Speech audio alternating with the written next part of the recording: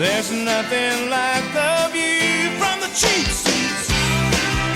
Welcome to Make Glove Not War, a Pull Tab Sports production. We are here at the Great Minnesota Get Together, or as the people in Woodbury call it, the other festival this weekend. No, just kidding. We love the Minnesota State Fair. We're very thankful for the Minnesotan to have us here this week too. Right here across from Carousel Park, right outside the grandstand.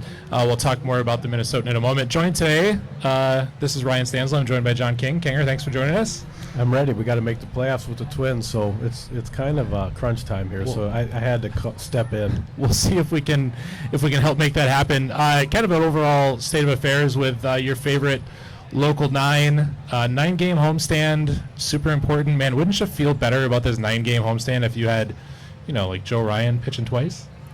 The Joe Ryan thing's obviously very emotional to me. He's so handsome. His pitches so fast. He's so calm, kind of that San Francisco paddleboard vibe. But I do think, in all seriousness, I want your take on this. The guy pitched in the 2 spot. They basically cut their payroll like the movie Major League. He's pitching in the 2 spot. I just thought he did really well. I mean, he was like 7-7 or whatever. But now that that's gone, we got, 2.5 pitchers in a starting rotation trying to cobble our way to the playoffs? It's tough. I was out there, it's about a month ago. It was on a hot day like this, and he takes the ball, he throws the ball, he throws strikes. Everybody's engaged. The crowd's into it. We obviously maybe left them a little bit hung out to dry by not getting another starter at the deadline, but you had to bank on him not getting hurt. And he's a guy, who didn't have a lot of injuries in his career, but he certainly slowed down at the end of the second half last year. But you can't a playoff series. You can't win it with 2 really good starting pitchers. And at this point, the way it's going, they're probably going to have to play that first round best of 3 anyways. But can we talk about the Twins trainer? These guys. Is this Dr. Kevorkian? Busiest guys in showbiz. Is it? I mean, I've never. Is it a new trainer? Like, did the last trainer get fired? These guys are hurt all the time. All the time. Maybe it's a Minnesota thing, because I know back when I worked for a certain hockey team, there are a lot of injuries, and people always ask that question. I think the Vikings trainer actually last year did get the boot. It's tough, baseball it's a 12-month-a-year sport now, so these guys are working out in the off season. Ryan is a younger guy, but you see a lot about really young pitchers and spin rate, and you look at these guys in the Little League World Series throwing 82 miles an hour from 45 feet, and it certainly gets an early start, but it's, Buxton's one thing. The Correa thing bothers me just because I don't think anybody's even seen him. No, and he was playing good, too. Yeah, he was their best player, hands down, the first 100 games, and I have every expectation that he will be back. But if he comes back the last week of the regular season and they're stuck with the Yankees in the first round in a best of 3, it doesn't matter. So these guys, Kirilloff's probably not going to do a whole lot. He's in St. Paul this week for a rehab stint. But with the pitching staff they have, they need a better. I mean, Royce Lewis's average is down to 260 something because there's just nobody around. Like literally nobody around him. They don't have to pitch to him. I did take a deep dive on the Joe Ryan injury. So there was a guy on Texas that had the exact same injury last year, and he got hurt a couple weeks later than Ryan. He did make it back by the end of the regular season, and then he was kind of shaky at the start of the playoffs and ended up contributing all the way to the World Series, which they won. So do you know if their plan is to get him back, or are they doing the typical Rocco, this is kind of the core of your podcast, or are they just, he's done?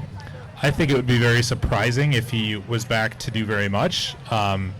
This is where even last year Chris Paddock was able to come back from a long injury and give some bullpen help. But, even if he were to come back and pitch in the bullpen, I mean, outside of Duran right now, I mean, the Jorge Alcala has given up, I think, 12 home runs in his last 18. It's just the bullpen is not. There's not a great. We're talking about a 70-plus win team right now, though. It's going to make the playoffs, and it just makes you think that if Ryan hadn't gotten hurt, if they had another starter, one more guy in the bullpen, and a healthy Correa for half the year, I mean, they'd be running away with not only the Central Division but the entire American League. Well, you look at their stats, right? I mean, they hit a ton of home runs.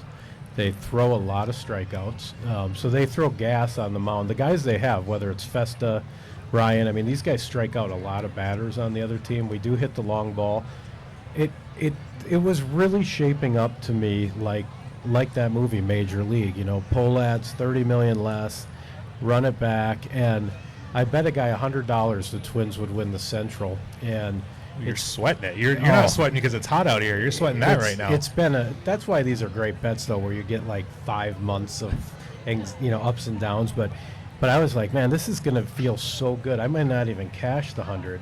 I might frame it and put it somewhere because it was so damn hard to do because the Guardians were out of their mind. Now Kansas City's right there in the mix. The Central, sure, it used to be the doormat of the league, and now all of a sudden it's quality baseball. So what do you think happens to the Twins?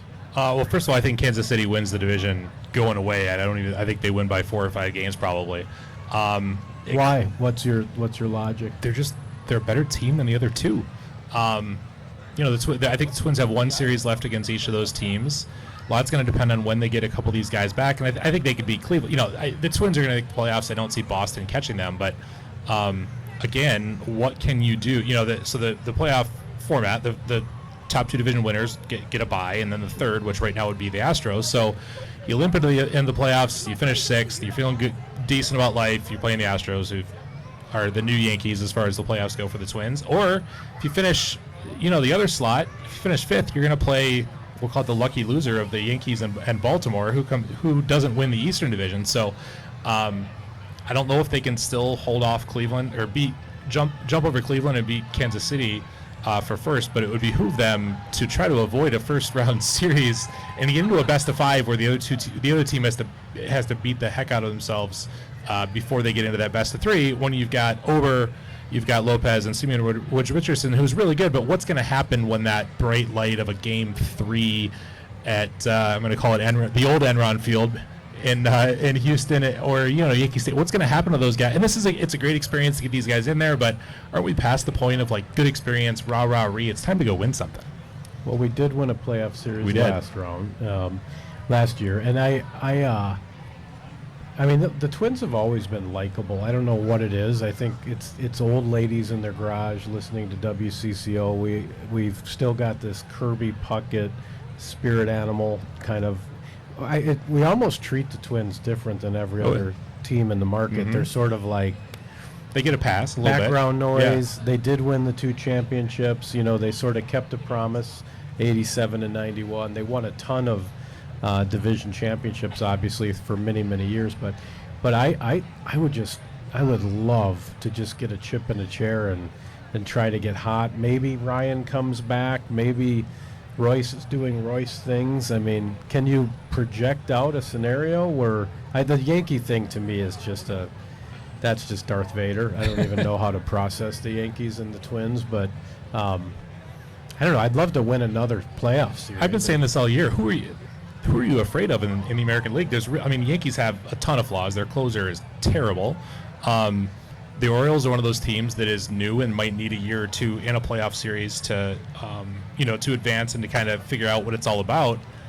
The Astros are the Astros. The Guardians aren't very good.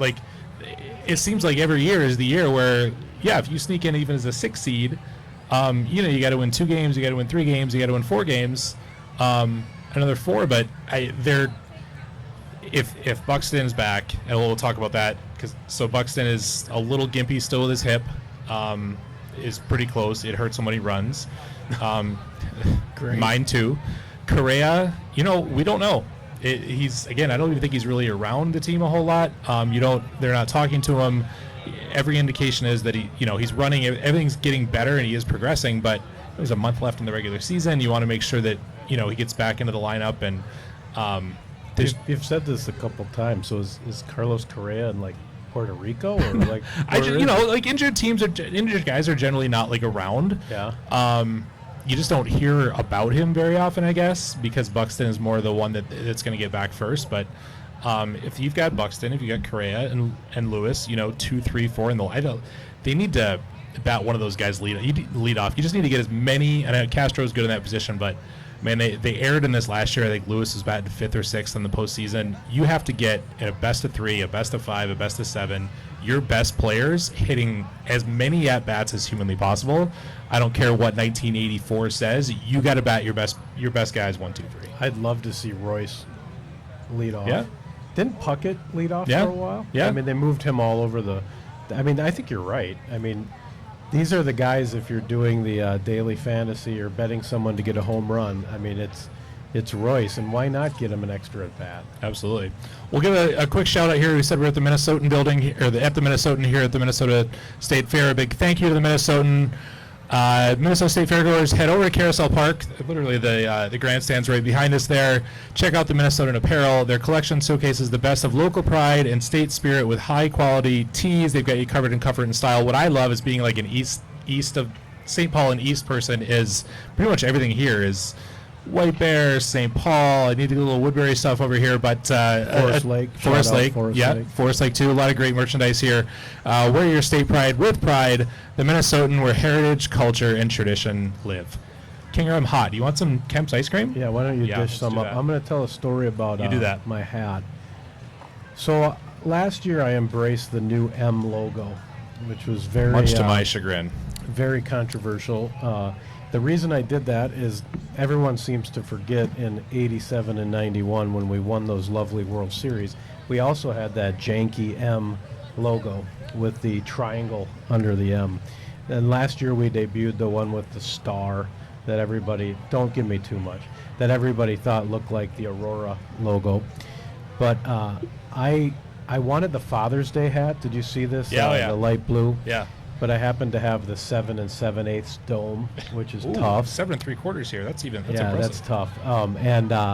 So I got this one, which my wife affectionately refers to as the Teletubby Twins hat. I've never seen that one before. With the checkered Very underside, unusual. like the boy band. But when you're at the state fair and you're wearing a non-traditional Twins hat, this crowd at the fair, it makes them so angry. So, like, I walked by someone today, and I just heard this guy under his breath go, "I didn't know the Twins were rebranding."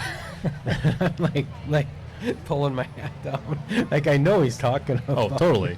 And but I think change is good, man. We won that playoff series. I mean, I was there the game they closed it, and seeing all of them out there with their little kids, and they're hugging each other on Target Field. I mean, we don't get a lot of that here in Minnesota. It has not been Minnesota, so we need this team to.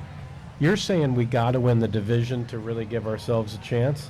Yeah, I wouldn't want to take my. I don't want to have to win an extra 2 games potentially on the road. Well, definitely on the road, and then have to go into one of those tough places to play. They're only a couple games back. Kansas City's going to be tough to hold off. What do you think about that strawberry rhubarb crisp ice cream there? Yeah, so this is Kemp's. We're sponsored by Kemp's Life is Fair. This is called strawberry. You're not going to put top the tater on your ice cream, No. are I got you? something else planned for that. Jesus, I was getting worried there. Hey, what do you think of this new kid with the Z, the new pitcher that skyrocketed from single A to double A to triple A? It's kind of the hottest prospect in baseball, right? I'm a big fan of Zebby Matthews. He his first game was really good. He worked fast. Second game was not quite as good, but even if he's not in your playoff rotation for a guy to come up here and pitch important games in August and September, he's a big guy. He's not going to wear down. I think he's somebody that looks like he works really hard, on his body, and just like you tell, he's probably a gym rat and takes care of his body in the off season, which I think is half the battle when you're playing 162 games. I like him. I don't know if he'll be, he's a guy maybe give you a couple innings out of the bullpen in the playoffs. Or again, if you get a best of 7 and you need 4 pitchers, you're not going to pitch Festa after this weekend's debacle. So, I think that number 4 spot is really, it's up for the taking right now. Louis Varland has been kind of banished back and forth to St. Paul, but another guy who's got a possibility. They've got a lot of middle relievers that could go out there and give him innings and but. What do you think of the Brooks Lee kid? When he first came up, it seemed like he got a hit every game. He looked almost like an old-fashioned baseball player, like back when we had Topps, Fleer, and Donruss cards. He's cooled off, right? What do we have? I mean, you look at this roster and you say, okay, if Buxton was healthy, you got the best shortstop in the game, at least fielding, and sometimes he hits. You got Royce. Miranda's kind of found himself at different times. I mean, this is a good baseball team. I'm just curious what you think. How do we put the pieces together? Even without Joe Ryan, I think had everybody else been healthy, I think they could survive the Joe Ryan thing a little bit better. Lewis is a bona fide star, and will win at least two MVP awards before he hangs them up, as long as he stays healthy. I think you've got to get those guys back. If you get a Buxton back within a week, and maybe Correa back even with 2 weeks, you can't throw a guy in there the last weekend of the regular season who hasn't seen live pitching in 3 months, 2 months, 3 months, haven't played one series, and then playoff baseball isn't playoff hockey, but playoff baseball is still another level, and you're facing the best of the best. So I think just getting some reps and some consistency amongst their best players would go a long way. And again, this is a team that's going to win 90 games. They've got to do what they can to get that division title, just simply to avoid that first round best of three. What are your thoughts on Rocco's performance this year? He's a controversial figure. Even the name of your podcast is sort of related to, I guess, load management and how Rocco likes to do things new school. What do you hear? Do players love this guy? What's your take on how he's done this season? I mean, he was staying in a round of poker, and they took $30 million away from him. So on one hand, he's got to be doing well. What's your take on Rocco this season? I think he's shown that, especially when you have better players, you're going to be a better manager. But I think I think the Sonny Gray relationship last year taught him a lot. Sonny was a little bit outspoken about, the early hook and everything else. And again, when you've got better pitchers, you got Joe Ryan going to the seventh, you got Bailey Ober, who's been, one of the top 20 pitchers in Major League Baseball this year. It's a little bit easier to not give that hook. I still worry his bullpen management, sometimes who he brings in, when he brings in. The other night it kind of blew up. But again, their middle relievers you need something to bridge from your 2.5 really good starting pitchers to Griffin Jacks and Joan Duran. Like, the middle bullpen as it's at. But, if you're in a 3-game series, a 5-game series, and you can stretch Ober and Lopez, I think Lopez is kind of the wild card here because he wasn't very good early, and he would be the first to admit it. He's really kind of gotten better. I think he's a big game guy. He wants the lights on him. So I think if I went into best of 3 with Ober and Lopez, I'd feel pretty good about my life. I would just I'd need them to go 7 innings to make sure that I don't have to put a liability out there, in 6 and 7 maybe. I think I might have to embrace this Ober. He's like great. He's like the other Hemsworth, right? What is he? 6'7"? He was 6'8" maybe. 6'8". He's got the long hair, usually a beard. I mean, that could get me through the Joe Ryan departure. Just kind of focus my positive energy on Ober. Yeah, and then you look forward to the. Why don't you sell me on him? So on Ober? You say Joe he's the best pitcher they got. And I need more details. I need some adjectives. Like so here's why I like Joe. He pitches fast.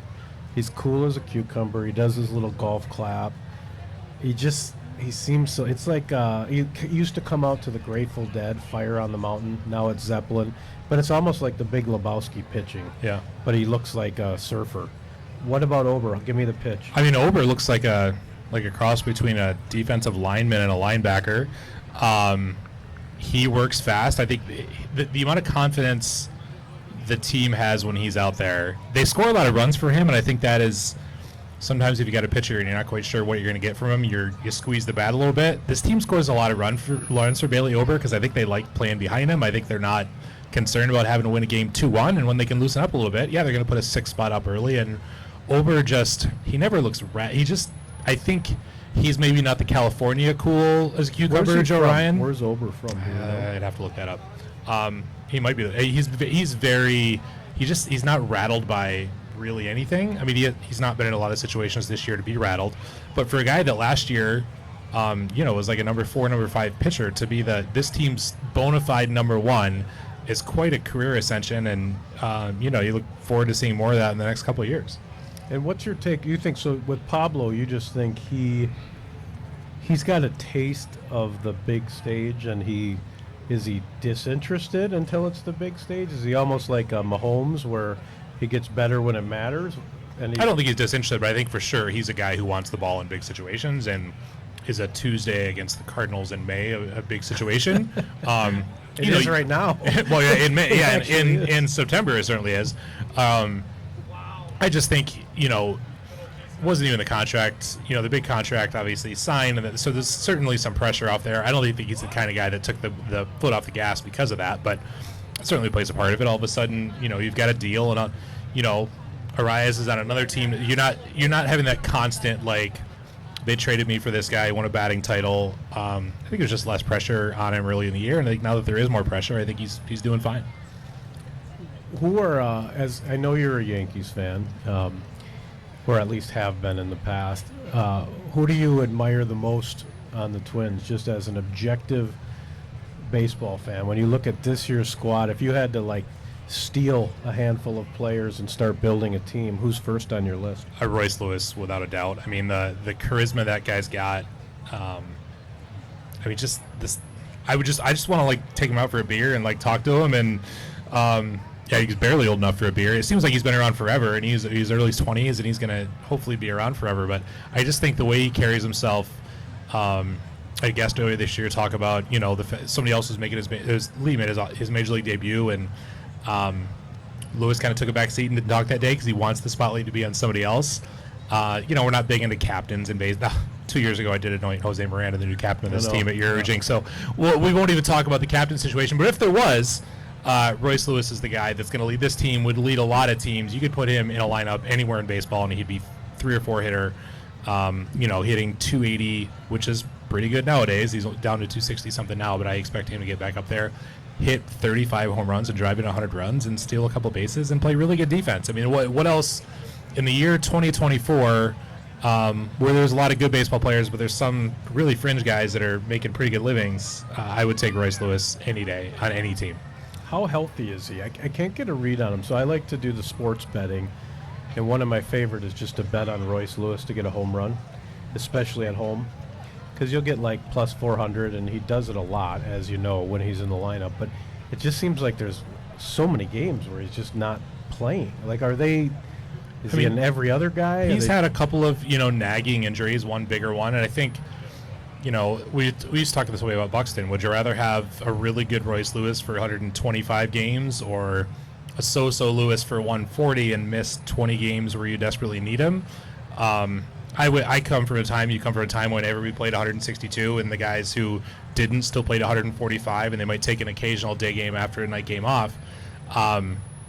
But his health is fine. I just think he's going to be a guy, and there's guys like this in every sport that are a little bit more susceptible. He's a guy with 2 ACL reconstructions and another injury. So I think you just have to kind of take that there might be some of that and do everything you possibly can. He's not a guy like Buxton, and you're going to be, Buxton, you could tell, don't run against that wall. Now, he still would run against the wall, no matter how much you told him that. But there's nothing about Royce Lewis's game that's, makes him more susceptible to injury. I just think he is more susceptible to injury based on his past.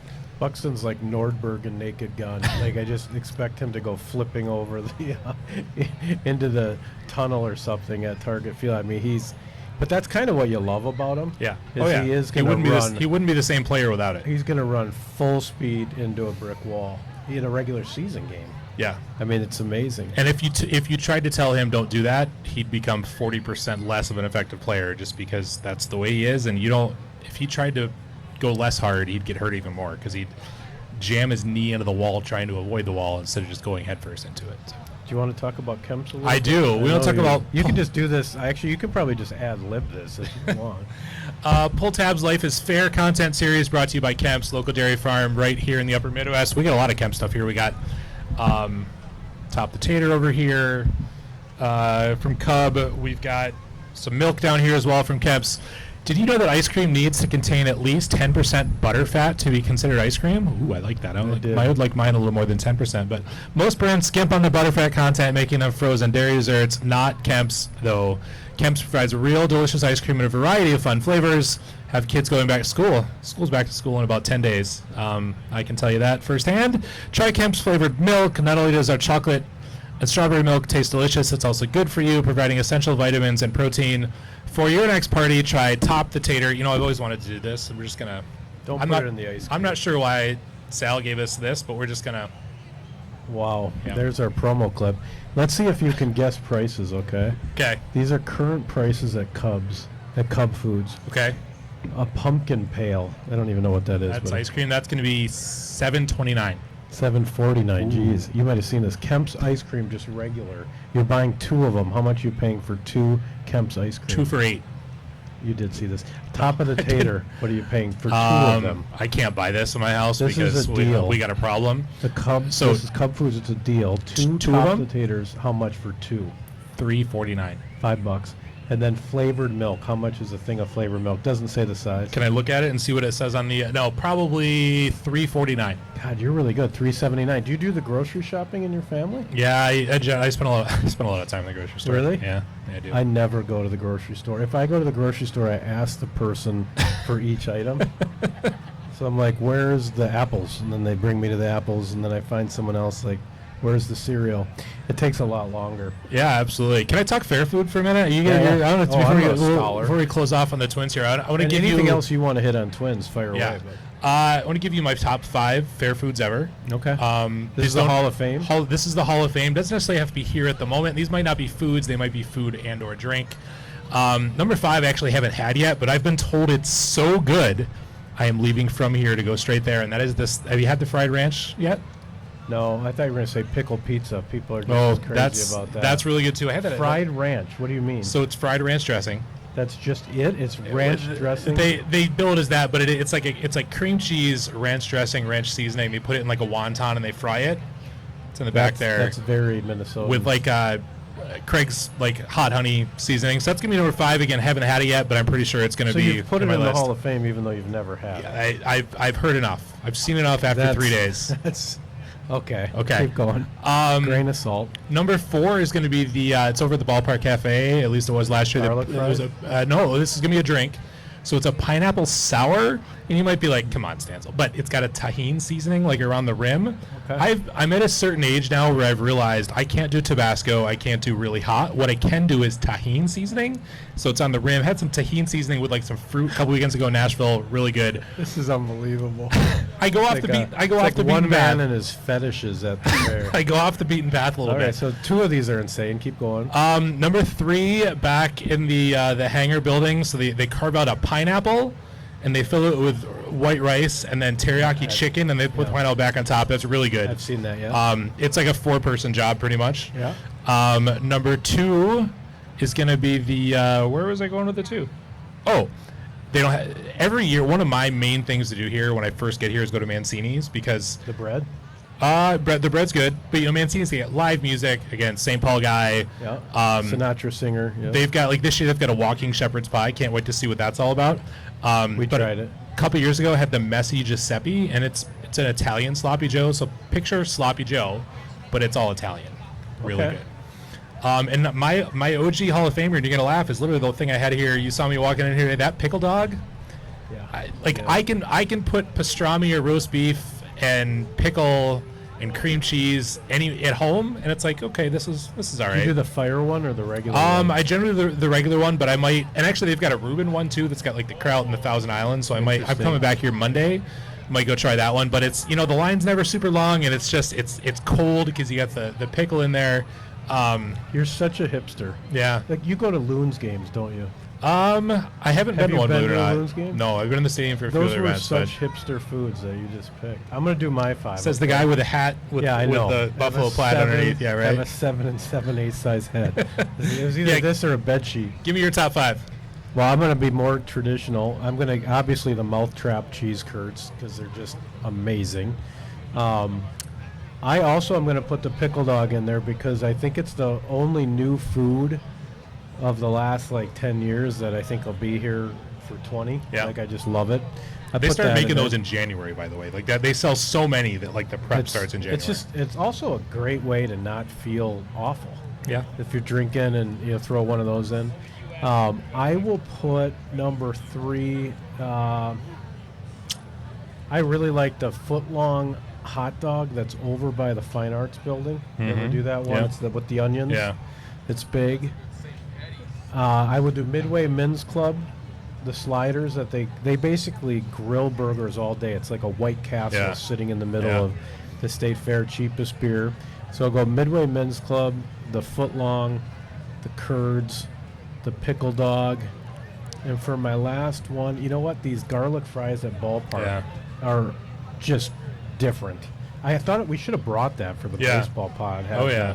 The garlic fries out here. You've got a lot the of- corn's also good. You've got the corn will literally kill me, so I can't, don't even talk about the corn. No, I can't smell it. I can't. You got a lot of food that's like very. You don't want to be around a lot of people talking when you after you have all that garlic and Yeah. that onion and. Yeah. Good. If you can't have some good food here, just come out and try. Try everything. Just And try. you love the fair. You're not a tick the box guy. How many times do you come? I usually come once or twice. Again, I love the Monday that isn't Labor Day. The Monday, now it's going to be really hot Which would Monday, be, so I'm not at this coming Monday. It's senior day. Make your own joke here, right? Come at like 7 a.m., get the mini donut latte, and just kind of eat our way through, have some breakfast. You know, I'm not a big ride guy. Just kind of hang out. Again, it's going to be really hot Monday. Try to find a couple of, the people think the grandstand's super hot. It is hot inside. There's fans. There's definitely places out here when it's hot where you can stay a little bit cool. Cat and dog experience I saw in Care 11 this new. morning.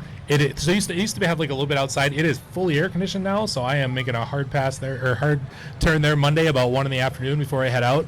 I don't necessarily love the things everybody else loves, so it's Sweet Martha's is great. I need a cone, not only the whole thing. So because if I do that, I go home and one year was s'mores out of Sweet Martha's. Just put because after day 'cause 2, you have 2 minutes. and you get the bottom of the thing, and it's You're like pretty good. balancing out chairs with Sweet Martha's. Yeah. No, I think the biggest difference is if you come to the fair once, you're in a bucket. Yep. And anyone that comes more than once, that's a whole different world. My friend Mike's here. He comes every day. Yeah, Every no. single day. Yeah, that's a whole different You deal. see him walking around? Those are the people. It's the difference between going to New York and living in New York. And that's life is fair. That's why we're here as well, thanks to Kemp. My first time here ever, by the way, at the fair. I just moved here from Texas, where the Texas State Fairs of the rodeo. It's a big deal, and you thought it was like, and I came here. It was I think it was a Saturday of Labor Day weekend, and I was like, well, I used to live like literally just across the train tracks, so I went over there and I walked in the gate, and I came here at like 5 o'clock, which, as you know, was like the witching hour because Yeah. all the kids have been here hungry, and you walk into where all the food is, and I'm like, what have I done? And here I am 15 years later, and I think I've only missed I used to be able to come for work a lot, which is great because then you come with the boss, you have a turkey leg, might have some cheese curds. So, but there's nothing about like being here. I haven't been here on a weekend in probably a decade. So thanks to you guys for bringing me out here on a weekend. But the vibe here. Bring a stroller, even though you don't have a kid. Make yourself more angry. Yeah, I might have talked a friend out of bringing somebody who the 3 kids today. I was like, just come on Monday. Like Monday. Truly, if you're just looking to get out here, get some food, not as crowded, come out on a Monday or Tuesday. Super quiet, super chill, and a lot of fun. Will you give me a closing thought? My $100 bet, Twins to win the Central. Am I going to the pay window or not? I want you to project it for me. Give me the roller coaster ride I'm going on. Is there a hedge possibility for you? Can you bet No, 30 with somebody else? No? I've Okay. said so many Okay. horrible things to this guy over text. Like, if I even tried to back out of it, he would kill me. I'm going to call it 60% no, 40% yes. Because you're heavy on the Royals. They're pretty good. They got 2 really good young stud pitchers. But again, the Twins, you don't really control your own destiny in baseball with a month left, but they got 4 against Cleveland, 3 against Kansas City. Kansas City series, I believe, is at home. So all 3 of those teams, neither one of those 3 teams is great. Neither one of those 3 teams is bad. It's just going to be a little bit of luck, who plays who when, some starting pitching matchups, health, obviously. But if in a week you get Buxton back, in 2 weeks you get Correa back, I'd like your chances a little bit better. All right. I hope so. That would be great. Well, thanks for coming out here on a weekend and eating top potato Absolutely. right off the I've I've what do lived. you even call that instrument? It's a spatula, right? Spatula, and yes. you know what? It's a top the tater spatula too. That's great. Well, thanks to Kemp's. Thanks Absolutely. to the Minnesotan. This has been Make Love, Not War. There's nothing like the view from the cheap seats.